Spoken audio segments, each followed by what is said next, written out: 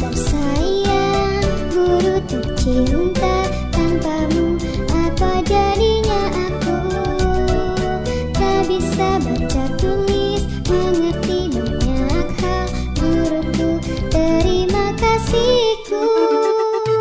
Nyatanya diriku kadang buatmu marah, namun segala maaf kau berikan. Guruku tersayang, guru tercinta, tanpamu apa jadinya aku?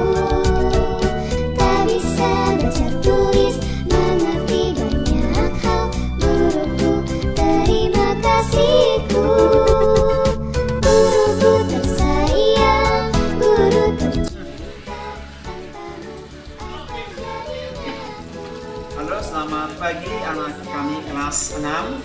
Nah, hari ini kita akan mulai pembelajaran seperti mana yang sudah dikirim dalam roster pelajaran kita. Nah, kembali saya sapa semua. Selamat pagi untuk kita semua dan selamat mengikuti pelajaran hari ini. Nah, materi pelajaran kita hari ini yaitu tentang perkembangbiakan makhluk hidup. Nah, makhluk hidup yang dimaksud khususnya adalah perkembangbiakan makhluk hidup yaitu tumbuhan. Nah, seperti mana yang sudah kita tahu bahwa perkembangbiakan makhluk hidup khususnya tumbuhan ada dua cara, ya, yaitu vegetatif dan generatif. Nah, maka sekarang kita akan mulai pembelajaran tumbuhan secara generatif. Nah, silakan ikuti video berikut ini. Bunga itu ada dua jenis secara garis besar ya, bunga sempurna dan bunga tidak sempurna. Bunga sempurna itu adalah bunga yang memiliki kelengkapan struktur bunga, bagian-bagian bunga itu secara lengkap semuanya ada. Sedangkan jika kurang salah satu, maka itu disebut bunga tidak sempurna.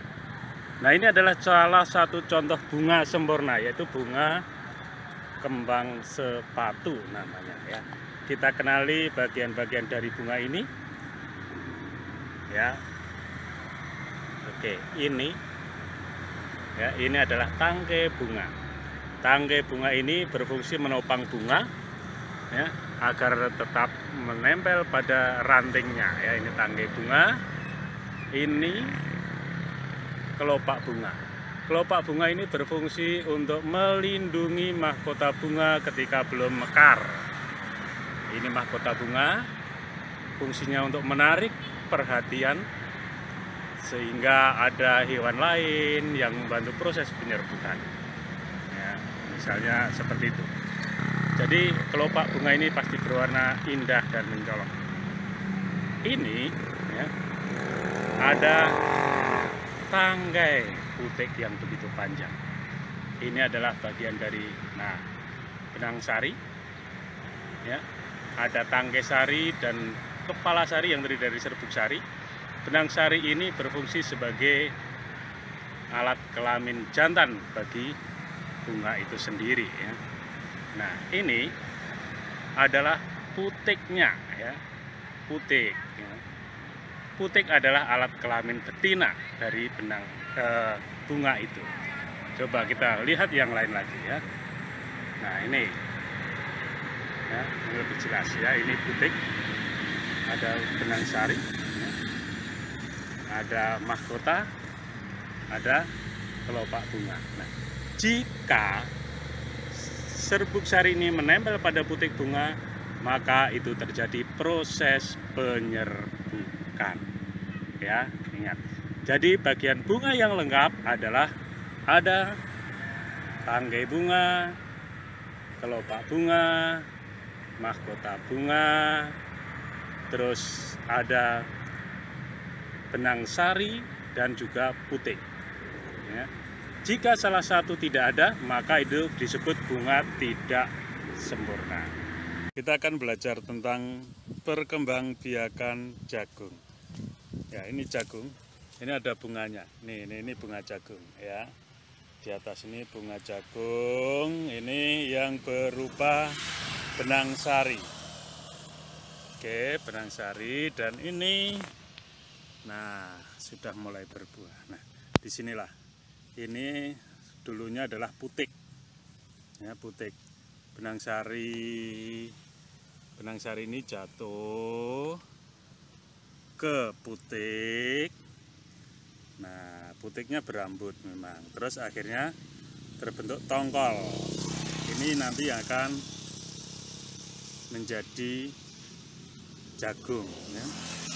Nah, kalau dilihat dari ciri-cirinya, maka jagung ini perkembangbiakannya dibantu dengan angin. Ya. Ini dibantu dengan angin. Nah, ini ya, ini tertiup oleh angin. Ya. Nah, tapi bisa juga terbawa oleh angin, akhirnya jatuh ke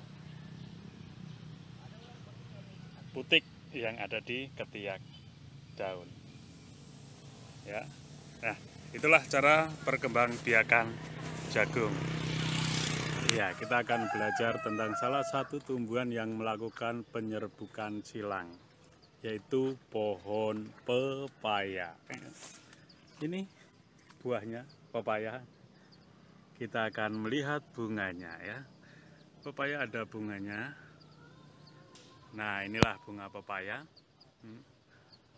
Pepaya itu ada yang bunga jantan, ada bunga betina. Ya. Ini kalau sudah terjadi proses penyerbukan, kita akan coba cari lagi. Nah, ini mungkin lebih jelas. Ya. Kalau sudah terjadi proses penyerbukan, maka akan menghasilkan buah pepaya seperti ini. Coba kita lihat di pohon yang lain. Ya. Nah, ini yang buahnya lebih banyak. Ya. Oke, itu bunganya. Nah, di atas itu ada bunga-bunga dan juga pepaya yang masih kecil-kecil, buah dari hasil proses penyerbukan. Ya. Nih, pepaya. Coba kita lihat nih, pohon pepayanya. Oke, ya.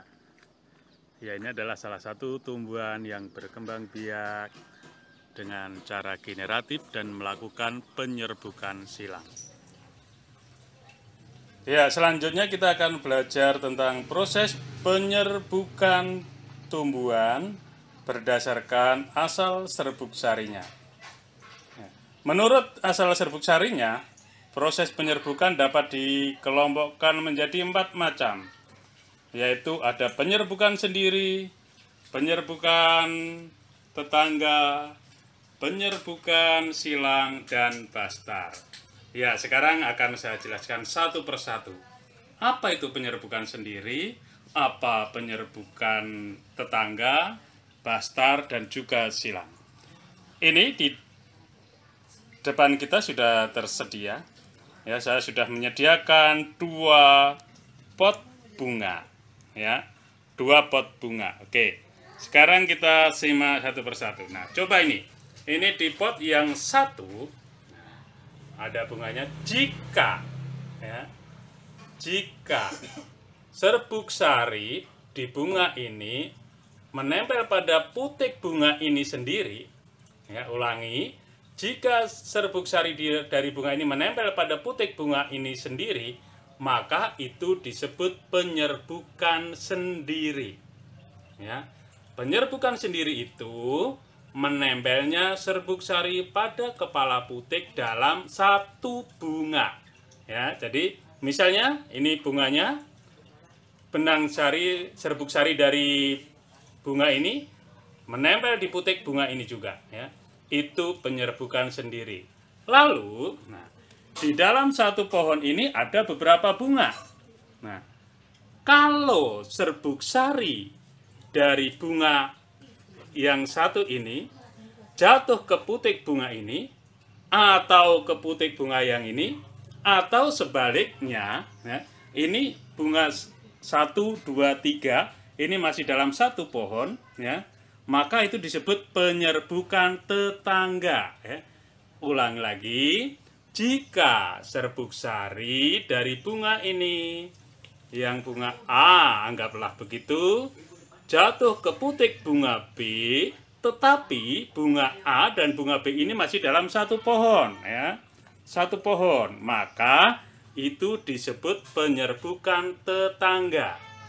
Jadi penyerbukan tetangga itu adalah menempelnya serbuk sari pada kepala putik bunga yang berbeda, ya, bunga yang berbeda tetapi masih satu pohon. Nah, itu. Selanjutnya, apa itu penyerbukan silang? Nah, coba perhatikan baik-baik. Ini ada dua pohon. Pohon A dan pohon B, ya. Pohon A dan pohon B, ya. Ini pohon A, ya. Terus supaya lebih jelas, nah ini pohon B. Nah, jika serbuk sari dari bunga pohon A ini menempel pada putik bunga pohon B, ya. Nah, ini berbeda pohon, ya. Ulangi, jika serbuk sari dari bunga di pohon A menempel pada putik bunga pohon B atau sebaliknya, maka itu disebut penyerbukan silang. Jadi penyerbukan silang itu menempelnya serbuk sari pada kepala putik bunga yang berbeda pohon tetapi masih satu jenis. Coba kalian perhatikan baik-baik. Bunga di pohon A dan bunga di pohon B itu masih satu jenis. Nah, karena masih satu jenis, berbeda pohon, terjadi proses penyerbukan, itu penyerbukan silang. Lalu, apa yang dimaksud penyerbukan bastar? Penyerbukan bastar itu jika benang sari bunga ini menempel pada putik bunga lain pohon dan berbeda jenis. Contoh ekstrimnya, kebetulan maaf ini nggak ada pohonnya, ya. Contoh ekstrimnya misalnya ini menempel pada putik bunga pepaya misalnya, ya. Atau, ya, pepaya nempel pada putik bunga jagung. Nah, itu disebut pembastaran. Yang perlu diperhatikan, penyerbukan bastar belum tentu menghasilkan tumbuhan baru, ya. Belum tentu menghasilkan tumbuhan baru. Ingat, kita ulangi lagi. Penyerbukan adalah menempelnya serbuk sari pada kepala putik. Berdasarkan hasil serbuk sarinya, penyerbukan dibedakan menjadi 4, yaitu ada penyerbukan sendiri yang tadi, serbuk sari nempel pada putik bunga itu sendiri. Penyerbukan tetangga, jika serbuk sari nempel pada putik bunga lain dalam satu pohon. Penyerbukan silang, serbuk sari menempel pada putik bunga lain pohon dan masih satu jenis. Selanjutnya, bastar itu serbuk sari menempel pada putik bunga lain pohon dan juga lain jenis. Paham? Ya, penyerbukan bastar itu jika dari serbuk sari bunga ini, ya, serbuk sari bunga ini menempel pada putik bunga lain yang berbeda jenis misalnya. Nah, misalnya menempel pada putik bunga ini. Perhatikan bagan perkembangbiakan generatif tumbuhan yang dimulai dari penyerbukan hingga dihasilkannya tumbuhan baru berikut ini. Ini adalah bagian-bagian bunga. Bagian-bagian bunga terdiri dari mahkota, benang sari, kepala sari, tangkai sari, kepala putik, tangkai putik, kelopak, bakal biji, dasar bunga, dan tangkai bunga. Perkembangbiakan generatif terjadi melalui proses penyerbukan dan pembuahan yang diawali dengan penyerbukan atau melekatnya atau jatuhnya serbuk sari ke kepala putik. Serbuk sari merupakan sel kelamin jantan dan kepala putik merupakan sel kelamin betina. Setelah terjadi penyerbukan pada serbuk sari, tumbuh bulu serbuk sari yang menuju ke ruang bakal biji. Kemudian, serbuk sari akan masuk ke ruang bakal biji melalui bulu serbuk sari. Di dalam ruang bakal biji terjadi pembuahan, yaitu peleburan serbuk sari dengan kepala putik. Hasil dari pembuahan adalah zigot. Zigot berkembang menjadi lembaga. Lembaga berkembang menjadi bakal biji. Bakal biji berkembang menjadi biji dan bakal buah. Kemudian, bakal buah berkembang menjadi daging dan buah. Tumbuhan yang berkembang biak secara generatif antara lain mangga, padi, durian, dan jambu, serta masih banyak yang lain. Semoga dapat bermanfaat bagi kalian semua dan saya ucapkan terima kasih. Kalian menyimak video perkembangbiakan generatif tumbuhan melalui video tadi.